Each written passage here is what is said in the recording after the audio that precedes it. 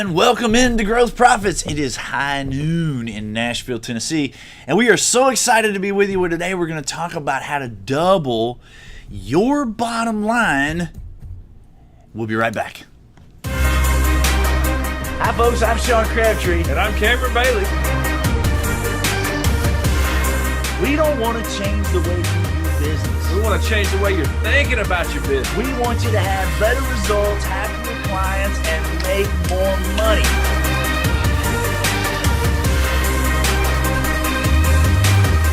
Let's get it started. And welcome back to Growth Profits. You have us both, Sean Crabtree and my business partner, Cameron Bailey. We come to you live every single week talking about the best strategies about how to grow your business. You are in the service industry, and this show is dedicated to you in your service industry, best strategies and things that you need to be implementing on a daily basis. Today, we're going to be talking... Why? Well, here's why. Because it's about having happier clients, better results, and it's about making more money. Yeah. And enjoying the ride. Yeah, so there's a lot of people out there that are probably enjoying listening the ride to this. Is part of that too. Well, there's a lot. That's what I was going to say. There's probably a lot of people out there listening to this that, you know what? Even if they're making money, are they having fun? Are they enjoying the ride? Right?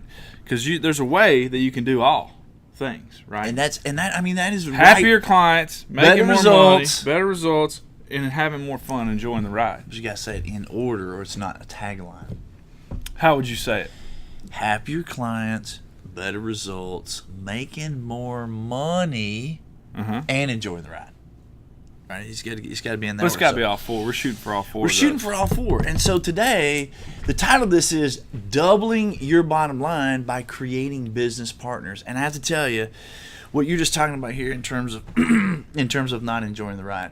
I mean, you and I run into so many service industry people who are not enjoying the ride. Shit, no, they hate it. They're in a situation where they feel like that they're the puppet master, they're operating all the levers, and if they're not there to operate all the levers, then the thing is going to go away. I was talking to a business owner last night. Talk to me. I said, man, it's just too damn hard. It's too damn hard to make any money. Can't make it. It's too hard to, it's not fun. It's work. Feel like he's a slave. I'm a slave to my business. Slave to my employees. I'm a slave to my employees. My employees are holding it above my head. They got me. They got me by the, as Ron Bailey would say, you know what? So they got me under control because I am a slave not only to my employees, but I'm a slave to my clients. I'm a slave to the bank. I'm a slave to my profitability. I'm a slave to my manufacturers. I'm getting it from all angles. And what does that turn into? That turns into stress and resentment for your business. And then before you know it, things are out of control and all manner of hell's breaking loose. And you drinking too much. You're not sleeping at all, right? Oh, it's raining cats and dogs living together and all that stuff, right? Yeah. So we're trying to talk about doubling the bottom line. If you're going to double your bottom line, here's the subtitle of this. You got to create business partners. And by that I mean, and Cameron and I run into this all the time, you can't look at, you just mentioned a buddy of yours, right, who is feeling like he's slave to his employees, there's tons his of vendors, there's tons of people out there manufacturers, that feel like that. Right? Anybody in a service business, at the end of the day, you probably got into that business for a different reason than all the stress that's sitting on top of your chest all the time, right? Because you saw the upside. So here's the trick. This is the big takeaway. Here's the big takeaway. And then we got to talk about how to do it, right? The big takeaway is this. You got to create business partners, not employees. I'll let that one wash over you just a second. You got to create business partners, not employees. Now, what I mean by that is this, and we run into this all the time. If the people on your team are viewing themselves as employees, if the people on your team are people that you, as the owner of the business, are viewing as employees, then you are putting yourself at the very dead center of this world, this universe called your business, and every single thing revolves around you. Because the people on your team are like, I'm an employee, tell me what to do, right? And you're the owner of the business, and you're going, well, I own the business, let me tell you what to do, right? This has all got to change. The best example I can think of this is and I'm not going to say it on camera, but it's somebody that's very close to me, and you know very well too, who has a business not very far from our office here, and has about 6 employees. And every time we walk into that business, this gentleman has a phone in each ear. He's waiting on somebody. He's scrambling to be able to make it work. And everybody else in the place is sitting around talking about the weather, drinking coffee, doing their nails, right? Visiting with the clientele and all that. And he's back there just sweating bullets trying to keep up. Whose fault is that, though, Sean? And that's a great point. That's a great point. If Whose you're fault the is captain of the ship, not that it's about blame, No. but if you're the captain of the ship, you got to understand that if you have employees rather than business partners, then you're never going to have as successful business as you potentially could have. And the stress factor that you were just talking about, right? So, the first thing I got to do as a leader of the ship is realize that it's up to me. I mean, if this thing is going to be a doubling of your bottom line scenario, then it's up to you as the captain of the ship to be able to change that. You've got to view and be viewed as a team, as business partners. You're all in this thing together. And so there's 3 big things that we would tell you that you need to do to be able to make this happen. Go ahead. I was just going to say, man, this is hard. This is not easy, right? Well, but being an entrepreneur is not easy. Exactly. You guys that are listening to this that are entrepreneurs or that are salespeople, if you're a true sales professional, either in outside or even inside sales, you, in theory, are an entrepreneur, a business owner. You're running your own business. Inside of the business. Inside of the business, yes. So this is not easy. Like, being able to take the fear, number one. Fear. Take the fear and the comfort zone out of the scenario and just act on, I'm committed to making business partners, whatever that takes, however that looks. That is hard. Would you agree? I would agree, but there's 3 big chunks that we can tell you on how to do it. I've learned, here's what I've learned. Over the last 30 years, here's what I've learned. Stuff that people think of as hard generally is not difficult. It just requires changing what's going on here. Doing stuff differently is really easy, right? Mm-hmm. Changing what's going on in your mind can be viewed as difficult, but if you think about it, it's as simple as changing your mind. Mm-hmm. I mean, really, that's what it is. And that really goes into the 3 big chunks that we want to talk about today, right? If you're going to double your bottom line, you got to create business partners from what is now employees. Step 1, the number 1 thing that you got to do. We talked about a mindset. Here's what you got to do. You got to redefine what leadership looks like in your mind. And we run into this all the time. I don't know where the magic book is, but somewhere I'm convinced there's a book that says, see, I get excited. I start stuttering a little bit. Let's go. Let's go. I get pumped up. I don't know where there's got to be this secret book that tells everybody that, hey, if you are the leader, the captain of the ship, that means you have to make all the decisions and you have to be the one turning all the levers. It's wrong. It's totally wrong. Step 1, redefine what a great leader looks like. And here's what a great leader looks like. A great leader is not the person who makes all the decisions and does all the stuff. Okay, a great leader is somebody who leads a group of leaders to take responsibility, make decisions, and bring those decisions to the table within a defined criteria. In other words, stop looking at your people as employees so you have to tell them what to do. Start looking in your own mind at your employees as business partners. Then you can focus on, here's the way we make decisions, here's where it is that we're trying to go. Now it's a whole different mindset. But it's got to start right here. You've got to redefine in your own mind what being a leader is. And it's not people bringing you decisions and you giving them answers.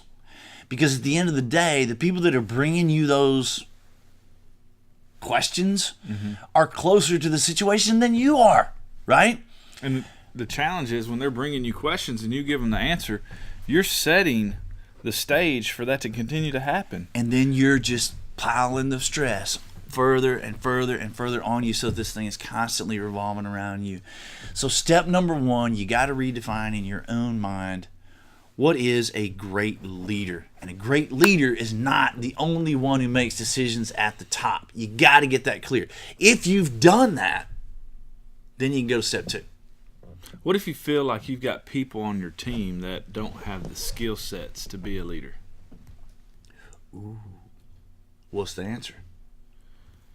Well, I mean, how do you get a leader? Does somebody have the skills, or are they built to be a leader? There's somebody who's listening to this right now. I can think of two people in my mind that are entrepreneurs that I know that are in this situation. And they view it as, hey, I can't turn over things to these people because they don't take responsibility. Or because they don't have the skill set to understand what it's going to take to make a decision of leadership.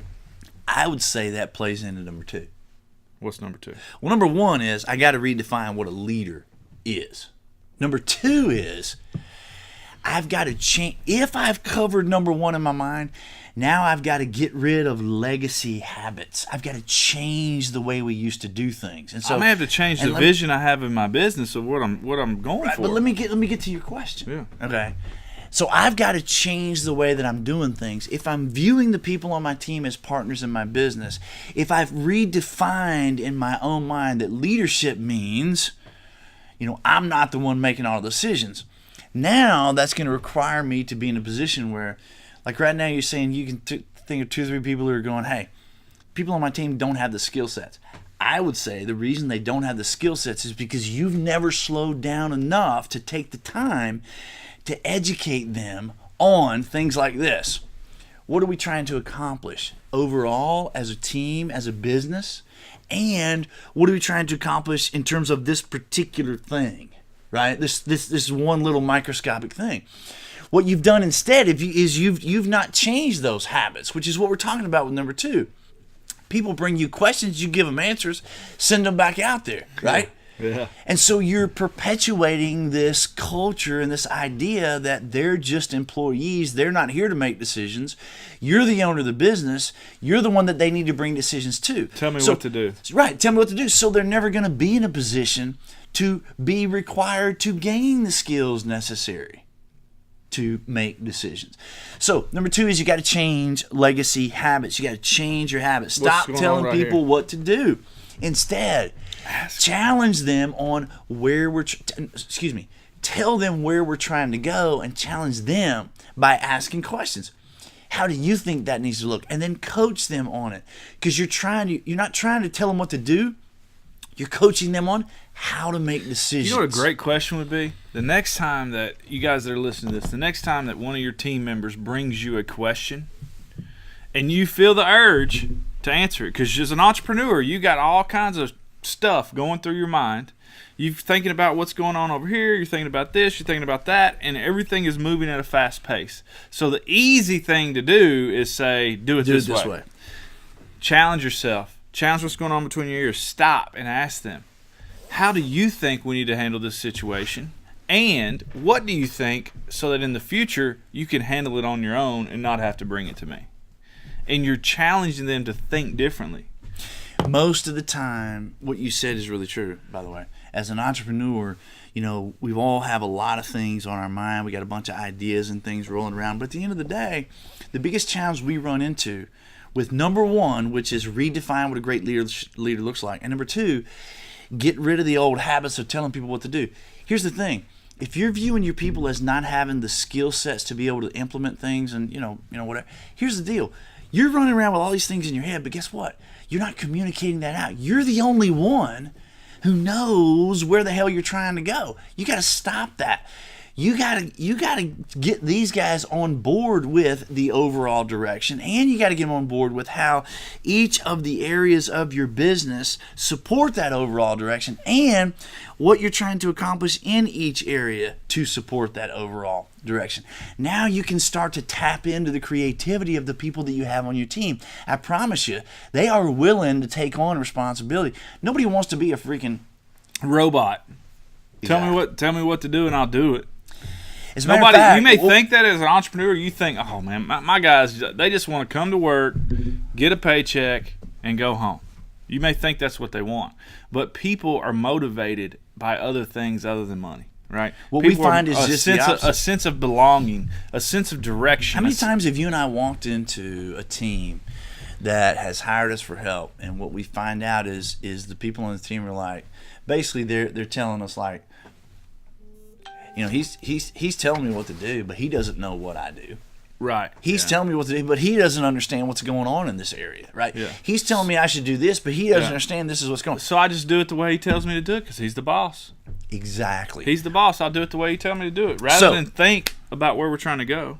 We got somebody with us here. Yeah. So if you're ready to double your bottom line, it's about creating business partners. And the way you do that is, number one, redefine in your own mind what a great leader looks like. And a great leader is not the one who all decisions come to. A great leader is somebody who is creating leaders around them. You got to get that clear in your mind. And then number two, change the habits that will support that. If you've got it in your mind about what a great leader is, now you got to stop. You got to make sure that the habits that you're doing are supporting that. Stop telling people what to do. Instead, tell them where we're trying to go. Communicate to them what they're trying to accomplish, and then ask them to tell you what needs to happen, right? And then here's the big number three thing, and that is this. You got to build time in your daily, weekly schedule. You have to build time to work on the business. And the stuff we're talking about right now is working on the business. Yeah. And if you do not set aside time on a weekly basis to have communication like this with your team, then it doesn't matter what your intentions are. At the end of the day, if all you're doing is busy working in the business, you're going to find yourself coming back to these same habits where somebody comes to you and says, what do I do? And you're not thinking.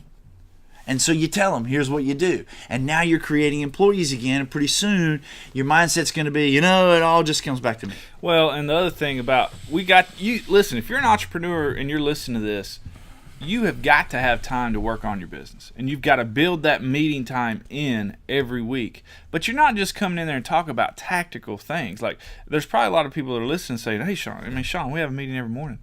We get together every morning. And, I can think of another business in my mind of an entrepreneur that I know. He meets with his team, his guys, every morning. But what are they doing?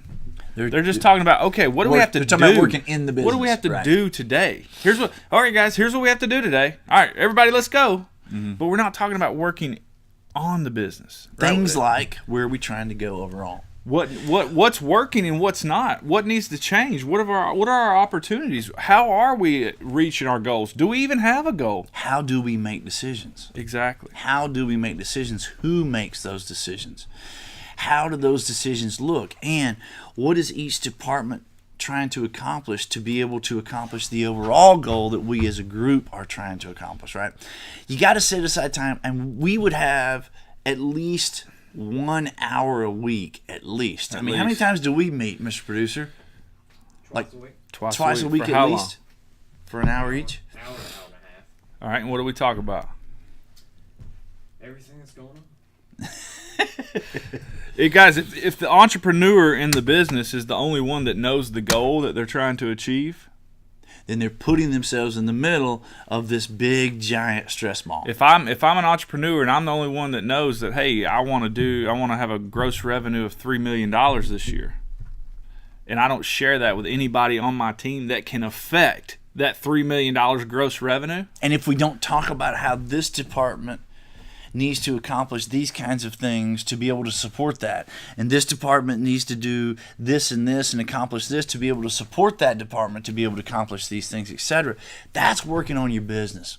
So if you want to double your bottom line, stop having employees and start creating business partners. Number one, redefine in your own mind what a leader looks like. Number two, change the habits that will support that. Stop telling people what to do.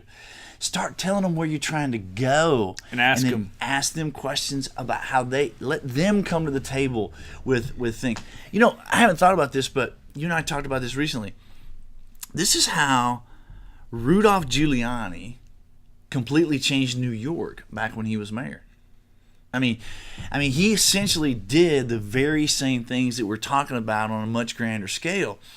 Everybody was looking to the mayor with all these problems, and crime was rampant all over Manhattan, the number one crime city in the world, and all this.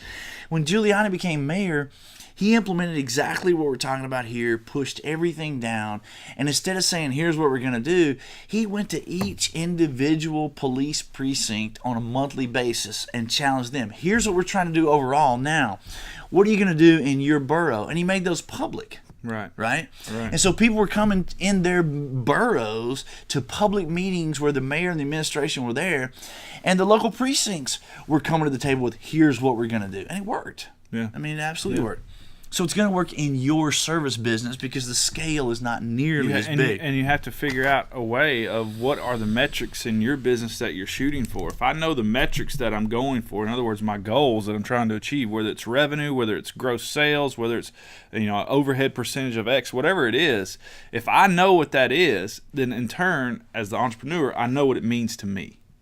Mm-hmm. What you have to do is you have to share that knowledge with your team so that they understand what it means to them. You know what? I think it's even simpler than that. I think if you're the owner of the business, I think number one, you got to figure out what is the big overall goal that you're trying to achieve.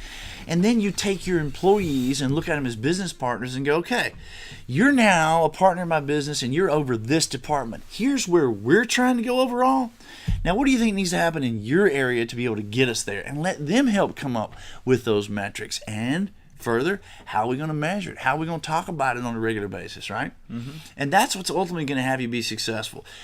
Creating business partners can double your bottom line. Number one, redefine in your own mind what being a leader looks like, right? Number two, change those habits. Stop telling people what to do. Instead, tell them where you're trying to go, and then ask them what needs to be done. And number three, needs to be done. Yeah. You got to set aside time away from working in the business so you can have conversations like this on a weekly basis, and that's working on your business.